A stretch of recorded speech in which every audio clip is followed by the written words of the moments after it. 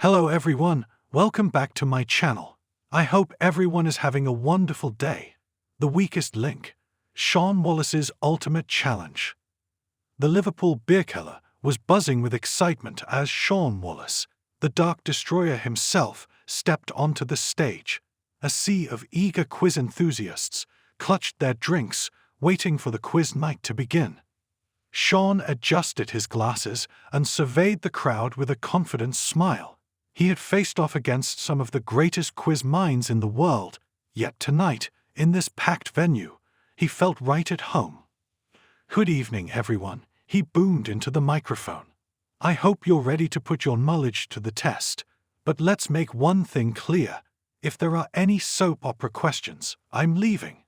Laughter erupted from the audience. A cheeky voice from the back called out, "What's Ken Barlow's middle name?" Shaun sighed dramatically.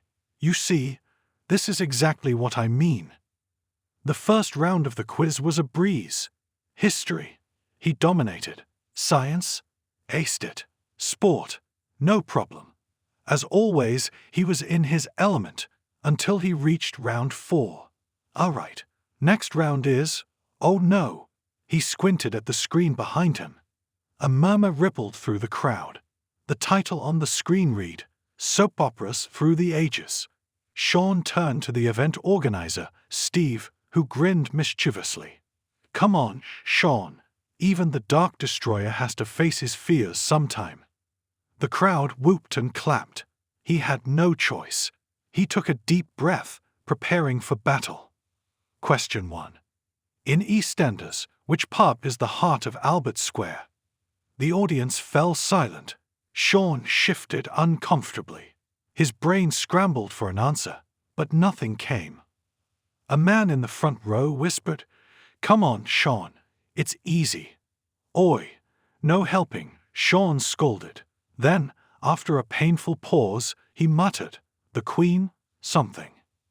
"The Queen Vic," the audience roared. Shaun groaned. "I was close." Question 2. Who played Deirdre Barlow in Coronation Street? This time, Shaun didn't even try. Pass. The audience erupted in laughter. Someone shouted, "It's Anne Kirkbride." He threw his hands in the air. "I told you all, I don't do soaps." Question 3. In Emmerdale, what was the original name of the show before it was changed in 1989? Shaun frowned. "Wait, wasn't it called Emmerdale Farm?" The crowd gasped. "That's correct," Steve announced. Shaun threw his arms in the air. "Yes, finally." The next few questions were a mixed bag. Some he got by sheer luck, others were met with blank stares. By the end of the round, he had barely scraped through with 3 correct answers out of 10. Steve stepped forward, microphone in hand. And that, ladies and gentlemen, is why Shaun Wallace is never answering soap opera questions on The Chase.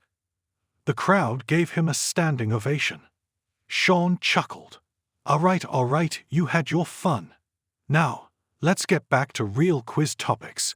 If anyone asks me another soap question, I'm officially walking out." A woman near the bar shouted, "What's Dot Cotton's real name?" Shaun put the mic down and walked straight to the exit. The crowd roared with laughter. Of course, a few seconds later, he came back, shaking his head and grinning. "All right, I'll stay, but only because I love you lot." The night continued with rounds on literature, politics, and classic cinema, topics where Shaun excelled. Despite his earlier struggles, he was still the king of the quiz. And as he left the stage at the end of the night, a young fan approached him. "Shaun, you might be bad at soaps, but you're still my favorite chaser." He smiled warmly. "Thank you. Just don't ever invite me to a Coronation Street marathon."